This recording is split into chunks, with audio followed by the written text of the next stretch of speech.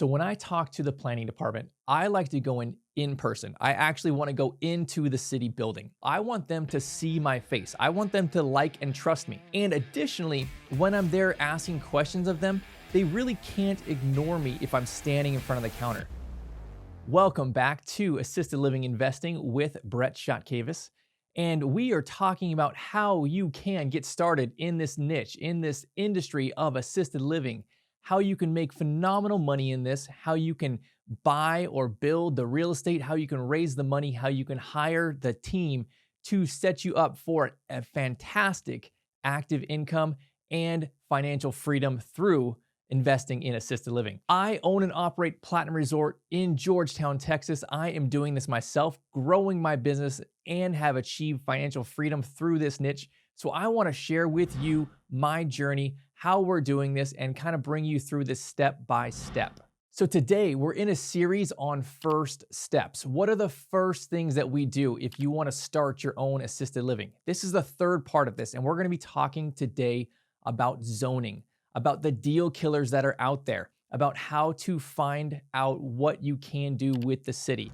So we've gone through a couple things already. We started with my online research, knowing where we want to be, what are the statistics, what are the data, who's out there, and doing all of this type of first steps on the computer in the comfort of your own home. Then we moved to secret shopping, checking out our competition, learning from their successes and their failures, identifying the locations that we want to be in and where we want to avoid, knowing with clarity what we want to build and what we want to avoid as far as our building. So now we know what we want to build, where we want to build it. But next question is, what are the deal killers? What could potentially stop us from achieving our dream? What will the city say we can and cannot do? Will they say, hey, you're limited to 6 beds? Because I hate that stuff. I don't want the city telling me how profitable I can be. And I don't want them telling me how much money I can make. I want to make my own amount of money. I want to pencil my own deal and figure out what is right for me. So let's talk through this, because this is the biggest deal killer in this industry are the city, the zoning requirements, the permits. What will they allow you to do, or what will they block you from doing? So this is a valuable lesson, because I've gone through this 3 or 4 times where the city blocked me. They said no. They said this location is a deal killer. And I had already put deposits down on these properties, multiple properties. I lost tens of thousands while I am learning this the hard way. I've gone through these heartaches and these mistakes, so you don't have to. You can learn from my lessons here and save the money, make offers on the right properties, purchase the right properties, so you're not investing thousands or hundreds of thousands on a deal that is gonna get blocked by the city. So let's break this down. What do we need to find out when we're talking to the city? And today I'm gonna split this off and I'm gonna say, let's talk to the planning department. Okay, we're not gonna talk about the building department yet. Let's just talk about the planning department. So the planning department, they are the ones that tell you what you can do in a certain piece of property in a certain location based on zoning. So this is the biggest hurdle we need to find out on the front side. And it's so important that you go and ask these questions, because they could come back and say, no, you can't do this here. You say you want to have 16 beds, but no, you're zoned incorrectly. We'll let you do it, but you can only have 4 or 6 or 8 beds. And then you throw it in your numbers like, this doesn't make sense. I can't be profitable like this. So let's find out with the questions today, what do we need to ask and how do we use the information they provide you to find the right location, the perfect piece of property, whether it's vacant land to build, whether it's an existing building to convert or renovate. How do we know what we can do so we're not going to be blocked? So when I talk to the planning department, I like to go in person. I actually want to go into the city building. I think that is way more beneficial than sending an email, making a phone call. I want them to see my face. I want them to like and trust me. I want to build rapport with them. And additionally, when I'm there asking questions of them, they really can't ignore me if I'm standing in front of the counter. Because if I'm not getting the questions I need, I'm just going to keep standing there and asking more questions. But if you're on an email, if you're on the phone, it is so easy for them to be like, well, that's my answer. That's kind of all I know.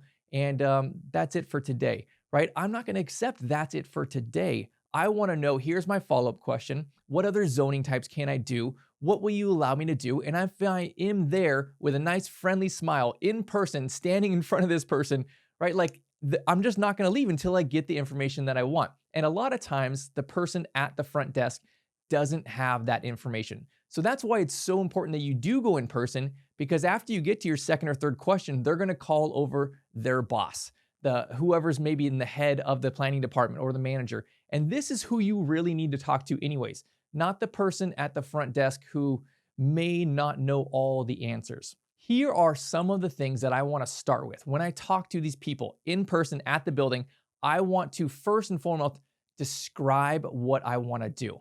And, we build these new construction memory care mansions. They are purpose built, but they're built for end of life, right? And we have magnet locks and they are for people with dementia. You say all of these things and they're going to immediately jump to facility, right? Big facility, commercial facility. You say the word assisted living and it's a loaded term. They're going to think you're commercial. We're going to throw the book at you. You need full everything, right? So I don't want them to jump to conclusions on my first sentence. I want to start a little lighter with what I want to describe and then build up from there. So specifically, when I go and I say, here's what I want to do, I'm going to say terms like group home or care home for seniors. I want to build a house, and it's a big house, but I want to use residential sounding terms because that's not jumping to the conclusion of commercial facility.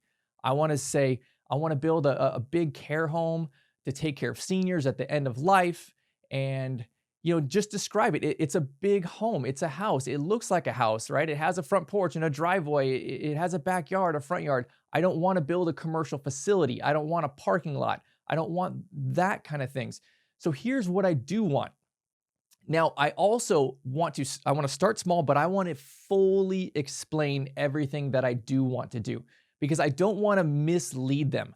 I don't want to have them say, hey, yes, you can do X, Y, and Z because you are falling into a different category than I really am going to be, right? If I am going to be totally honest and truthful, I'm going to start a little vague and then work my way up into here's full disclosure of everything that I want to do. Meaning for me, it's memory care, it's end of life, it's people who will get to a point when they're bedridden, it's people who may not be able to evacuate the house on their own in an emergency situation. And those kind of things, especially when you're talking about egress and dementia, memory care locking mechanisms, those things fall into more of a I2 or a commercial style of building. And if I came right out and said that, they're gonna be like, oh yeah, things are black and white. Well, let's put you in the commercial standards, right? Not the residential standards. And they may or may not, but I wanna start soft and then work my way and say everything that I wanna do. So I think it's super important that you're not a little vague, you're not kind of bending the truth, because if you go and you get these permits and then they come for inspection and they're like, well, hey, you didn't say anything about, having 24-hour care and dementia patients and things like that. Well, now you need you can't do this here, or you need fire sprinklers, or you need other things, right? Oh, you're commercial and you need commercial electrical. And there can be so many different things that they can throw at you when you're building your building or renovating it if you haven't disclosed properly really what you're going to build. So I think it's super important. And I've had a bunch of friends in this industry get burned where they were too loose, too vague in describing what they want to do. And then they go to get their certificate of occupancy and they're like, no, you said you were going to do this. And now you're clearly doing something that is more strict, more stringent. And now you falling into a different category. So let's talk about these categories, these classifications, because the city is a black and white kind of thing. They have rules, they have classifications that they're going to put you in based on what it is. So I'm trying to explain what I want to do. And hopefully I'm going to be able to bring maybe a site plan, a rough site plan, or elevations for it. And it looks like a home. It looks like a house. And then I want to say, here's what I'm doing. What do you classify me as? How are you setting this up, right? Do you classify me as residential? Do you classify me as commercial? Is this residential use? Is this business use? How do you want to sort me? Is this a black and white area for the city where I'm clearly over here and not over here? Or is this kind of a gray area? Because there are plenty of cities that this is a gray area. This residential assisted living, this memory care mansion is clearly an in-between space. It is residential looking, but it's clearly not for, a home occupant. It's for business use, but it's not big commercial facility. So where is it? Are they going to put you one way or the other? Or is there some type of middle option? Sometimes they have like a category for a group home or maybe something along the sober living lines. Is that advantageous for you to be into that category? It may be, but just check on that, because if you're saying, hey, I'm going to be this group home criteria, but then you say later that, oh, my residents may get to a point where they're bedridden at the end of life or they have dementia, they can't exit on their own. People in a group home right there, when the fire alarm goes off, they can exit, right? And so there may be new requirements on you for that circumstance. So let's figure out, is this a black and white area, or is this somewhere in between? Because I think the gray area is the worst place to be. A lot of times you'll go to the city and they'll say, oh yeah, that sounds fine. You can probably do that. And then you ask, do you have a code? How do I fall in on these things? And they say, no, we don't, but I think you'll be fine. You sound residential. Or they say, the opposite, you sound commercial. And then you go back the next time and you talk to somebody different and they tell you something completely opposite.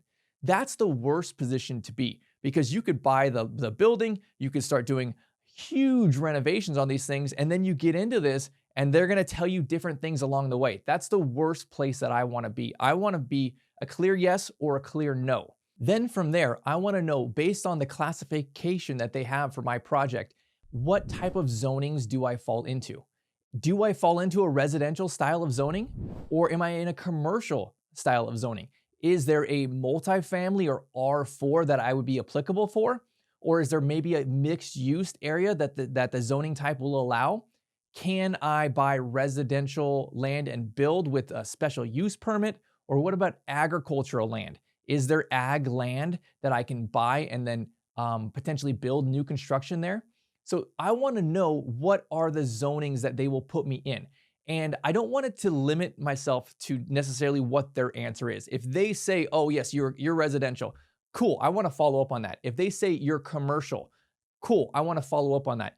Meaning I'm going to ask a secondary question in addition to that, right? Like, am I C1? Okay, what about other things? Can I also be, ag and purchase that land? Can I also be mixed use? What other zoning options do you have? Because I don't want to be in just one zoning type.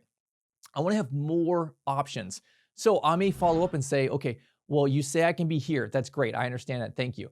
But what other options can I have? And do you have an option for potentially like a special use permit, right? If I was in some other category, if I found a perfect piece of property, is there the option for a special use permit where I can maybe rezone this, or I can just get an exemption to be able to do this on this piece of property?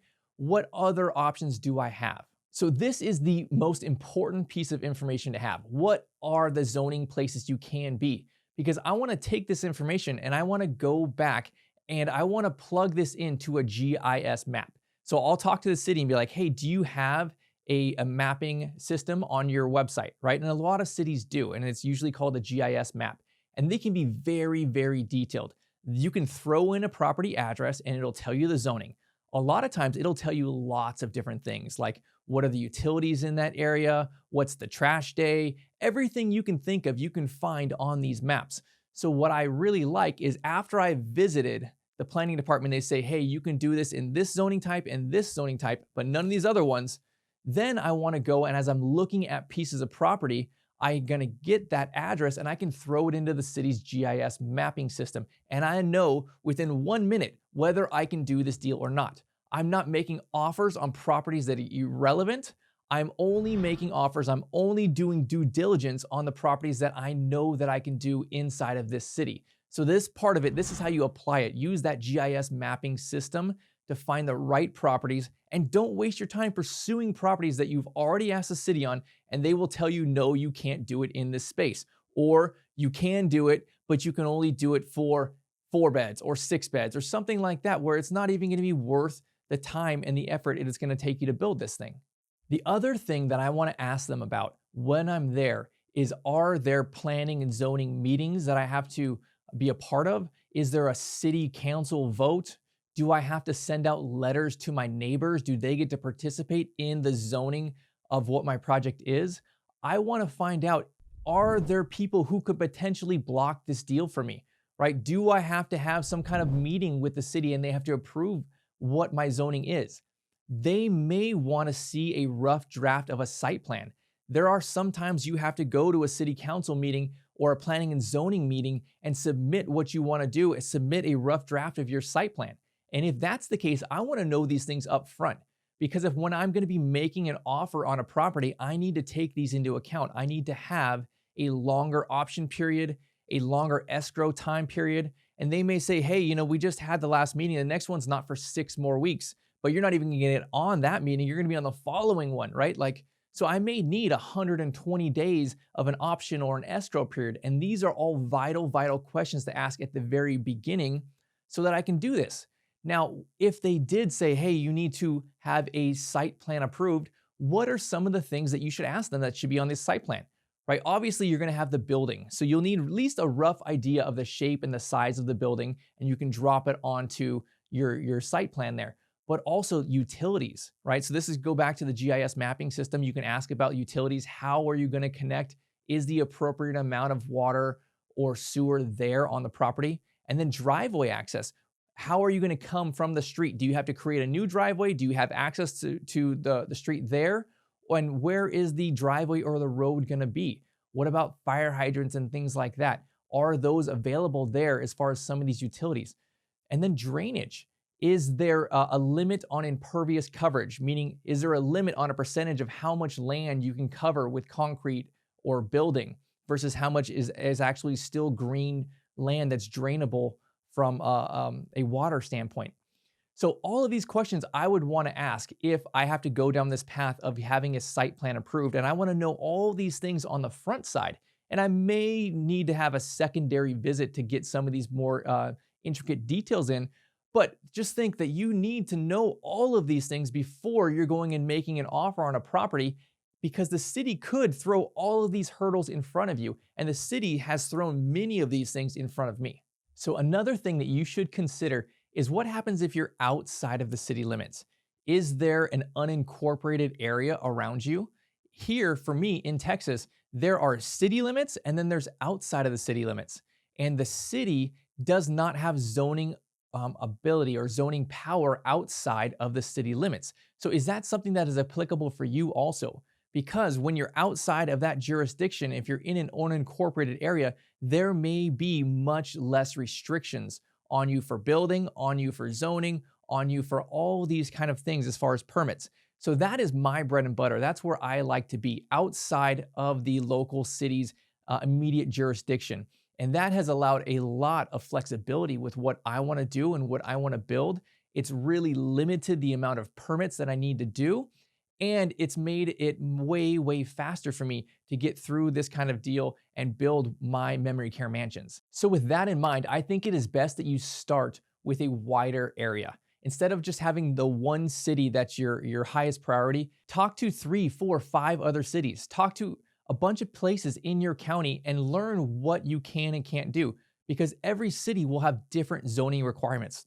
And perhaps the city that you were thinking of being in has the most strict and stringent zoning requirements, and it's really hard to get any kind of deal there. Or perhaps that city, the land or the buildings are really expensive and it doesn't make sense. So let's talk through and have more options. Talk to 3 or 4 other cities. If you have unincorporated areas, if you're planning to be outside of the city limits, then go talk to who has jurisdiction there. Is it the county? Is it the state? Go talk to them also. And if you're going to talk to the county, I literally go through and I have the exact same conversation with them. All of these things that I just talked to the city about, I will also talk to the county about if I'm outside of the city limits. So I think it is so much better that you start with a wider net and then you work your way in, because it can be a long time if you need to find the perfect piece of property in one city only. But if you've given yourself a window, right, of here's 3, 4, 5 cities, and I have done my market research on it, I know that these areas will support the income and these numbers will pencil over here. So now I'm gonna go talk to multiple cities and find out the balance between here's where I wanna be and here's where the city says I can be. So with those two pieces of information, now I'm able to say, here's where I think I wanna be, and here's where they're telling me. So now I can say, okay, I can be here, I wanna be here, and I know that will work. I wanna be here, but it will not work. And at least at this way, you have as many options as you can, and you know all of your information on the front side so that you're not coming into any deal killers on this. Okay, so that's just the planning department. That's relating to the zoning. But next, we're gonna talk about the building department. We're gonna be talking about getting permits. What type of permits do I need? What kind of requirements will I fall under? Am I commercial? Am I residential? What about the fire marshal? Do I need sprinklers? Do I need an alarm? What about egress? There's so many other things that are there. And then including utilities. Utilities can be a big deal killer as well. Can you get the right utilities? And can you get all the water and fire suppression you need for sprinklers if you have to do that? So that's what we're gonna hitting next time. We'll come back, we're gonna continue talking to the city, going through our due diligence checklist and making sure we know everything we need to on the front side so we don't buy a property that's gonna lose us money. So if you want extra help with this, check out our free training. It is our foundations course. I go through all of these things, our due diligence, talking to the city, then also raising money, how to structure your deal. I go through 15 lessons and I'll give you everything that you need to get started. So sign up below, it's absolutely free, but I will see you all on the next one.